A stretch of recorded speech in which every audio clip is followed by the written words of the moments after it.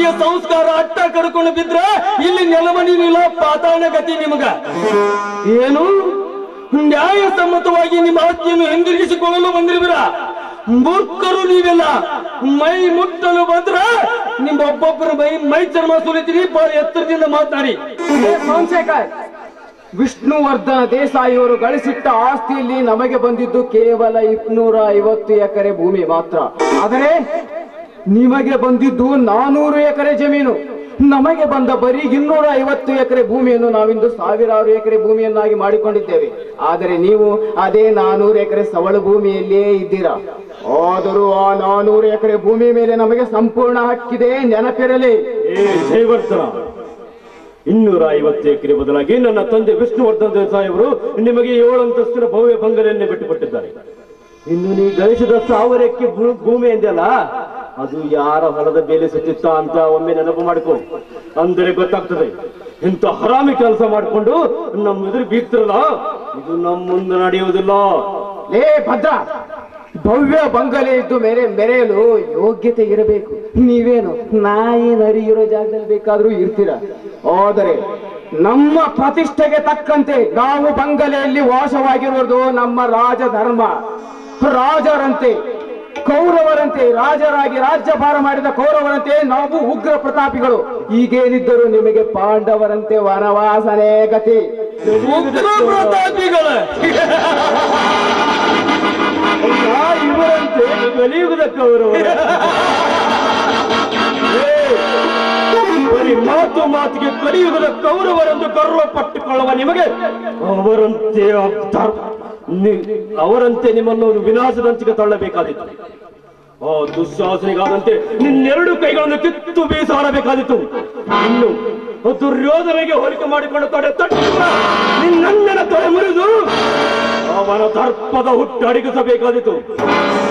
ಈ ಭದ್ರ ತೆರೆ ಕೆಟ್ಟು ನಿಂತರೆ ನಿಮ್ಮಂತ ಕಲಿಯುಗದ ಕೌರವರ ರುಂಡವನ್ನು ಚಂಡಾಡುತ್ತದೆ. ಅದು ಎಚ್ಚರ.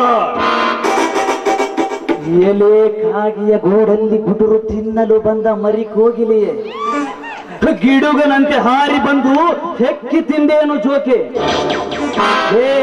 ನೆಲದ ಮೇಲೆ ಓಡಾಡುವ ನಿಮಗೆ ಇಷ್ಟೊಂದು ಪೊಗರಿರಬೇಕಾದರೆ ಆಕಾಶದ ಗಲಕ್ಕೆ ಕೈ ಚಾಚಿರುವ ಈ ರಾಜವರ್ಧನನಿಗೆ ಇನ್ನೆಷ್ಟಿರಬೇಕು.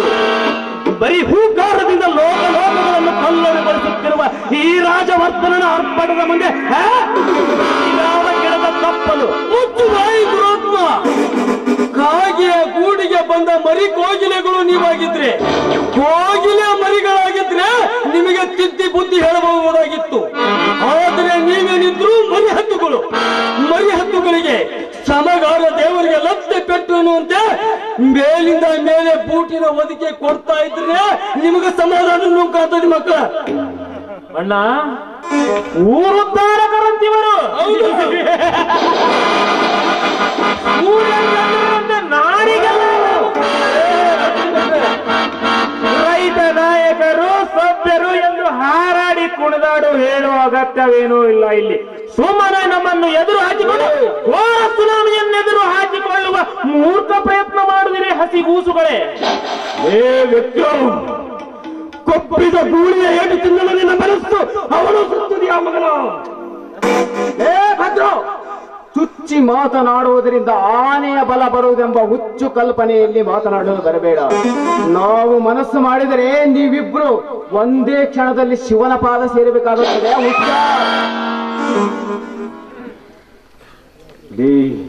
ಈ ಎರಡು ಕೈಯಲ್ಲಿ ಬಂದೂಕಿರದ ಹೇಡಿಗಳಿವೆ. ನಿಮ್ಮ ತೋಳುಗಳಲ್ಲಿ ಬಲವಿಲ್ಲವೋ ಅಥವಾ ನಿಮ್ಮ ಮೇಲೆ ನಿಮಗೆ ನಂಬಿಕೆನೇ ಇಲ್ವೋ? ನೀವೆಲ್ಲ ಮತ್ತು ಗುಂಡುಗಳನ್ನು ನಂಬಿ ಬದುಕುತ್ತಿದ್ದರೆ ನಮಗೆ ನಮ್ಮ ತೋಳುಗಳಲ್ಲಿ ಬಲವಿದೆ, ಜಗಜಟ್ಟಿಯ ಛಲವಿದೆ. ಇದನ್ನು ಎದುರಿಸುವ ತಾಕತ್ತು ನಿಮ್ಮಲ್ಲಿದ್ರ ಅಂದ್ರೆ ಗಂಡು ಸಾಗಿ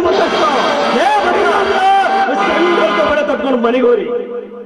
ಲೇ ಭದ್ರ, ಲೇ ರಾಜಭದ್ರ, ನಿನ್ನ ಹಾಕು ಮಾಡಿ ನನ್ನ ಬಂಡ ಪುಂಡಾಟಿಕೆಯಲ್ಲಿ ಲೇ ನಿನ್ನಂತೆ ಎದೆಯುಬ್ಬಿಸಿ ಬಂದವರ ಎದೆ ಬಗೆದು ರಕ್ತ ಕುಡಿದ ಅದೆಷ್ಟೋ ಉದಾಹರಣೆಗಳಿರುವಾಗ ಇನ್ನು ಬರೀ ಮಾತಿನಿಂದ ಏನೂ ಪ್ರಯೋಜನವಿಲ್ಲ. ನನ್ನ ಬತ್ತರಿಕೆಯ ಬಾಣಗಳು, ನನ್ನ ಮಾಸ್ಟರ್ ಮೈಂಡಿನಲ್ಲಿರುವ ಮಾಸ್ಟರ್ ಪ್ಲಾನ್ಗಳು ನಿಮ್ಮನ್ನು ಸುಮ್ಮನೆ ಬಿಡಲಾರವು. ಲೇ ಭದ್ರ, ನಿನ್ನನ್ನು ಮೂಲೆಗುಂಪು ಮಾಡಿ ನಿನ್ನ ನನ್ನನ ಕೈಗೆ ಬೇಡಿ ತೊಡಿಸಿ ನೀವಿಬ್ಬರು ಬಳೆ ತೊಡುವ ಷಂಡರೆಂದು ಇಡೀ ಸಮಾಜಕ್ಕೆ ತೋರಿಸ್ತೀನಿ.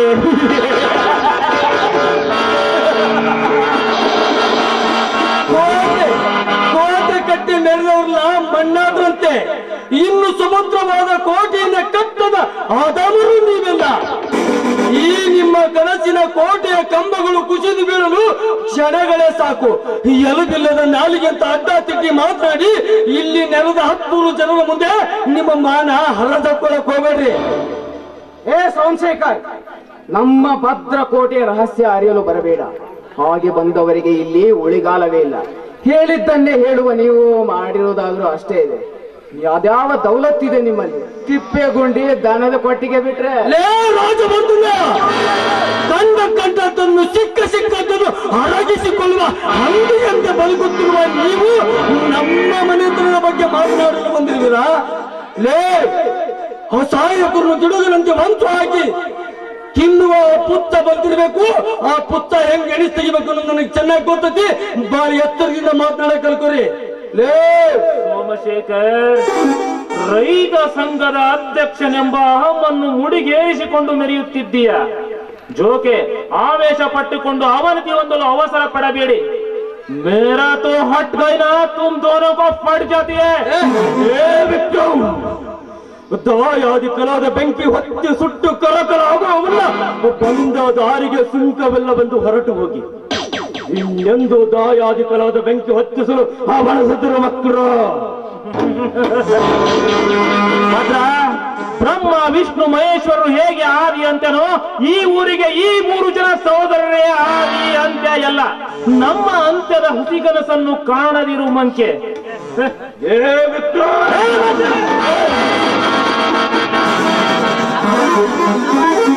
ಸಮಾಧಾನ ರೀ.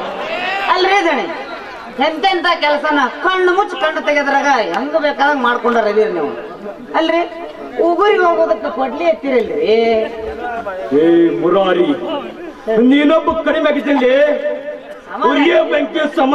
ಉರಿಯೋ ಬೆಂಕಿ ತುಪ್ಪ ಹೊರಕ್ ನೀನೊಬ್ಬ ಕಡಿಮೆ ಆಗಿದ್ದೆ. ಭದ್ರಾ,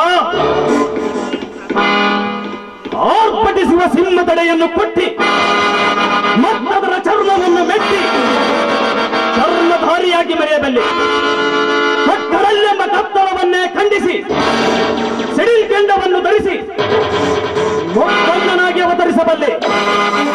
ಆದರೆ ಈ ರಾಜವರ್ಧನ ಹಾಕಿದ ಗಂಧರ್ವ ಪಾಶದ ತೊಡಕನ್ನು ಬಿಡಿಸುವುದು ಇನ್ನೊಬ್ಬ ಮಹಾದೇವನು ಉದಯಿಸಿದರು